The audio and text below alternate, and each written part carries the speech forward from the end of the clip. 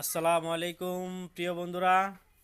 আসলে Iran, Israel, America America Israel আয়াতুল্লাহ আল খামিনিকে তার পদত্যাগের জন্য যে শয়তানি তারা করতেছে, আসলে বিজয় হবে না তারা। ইরান জয় হবে ইনশাআল্লাহ। ইরানের পাশে সবার দোয়া রয়েছেন, এমনকি নবী পাকের আওলাদ তিনি আয়াতুল্লাহ আল খামিনি।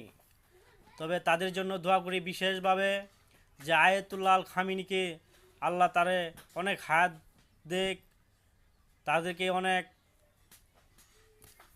এই যে ইসরায়েল আর আমেরিকা যে চাল চালাইতেছে, তারপরে তার দেশে যে আন্দোলন চলছে, তারপর তিনি কিন্তু পিছে যায় নাই, সব মানুষকে নিয়ে একসাথে মোকাবেলা করেছেন। তবে ইরানের যে সাহসিকতা, আমরা ধন্যবাদ জানাই মন থেকে।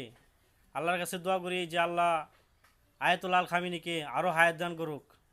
সেই বিশ্বের মুসলমানের নেতা এখন বর্তমানে, যেই সৌদি আরব, কুয়েত, মিশর, পাকিস্তান, তুরস্ক, যে বড় বড় দেশ মুসলিম কান্ট্রিরা তারা চুপ করে থাকে, যে ইসরায়েল যখন ফিলিস্তিনকে অনেক আঘাত করেছিল তারা চুপ রয়েছিলেন, একমাত্র হুঙ্কার দিয়েছিলেন আয়াতুল্লাহ আল খামিনি। ইরান, নারায়ে তাকবীর, নারায়ে তাকবীর।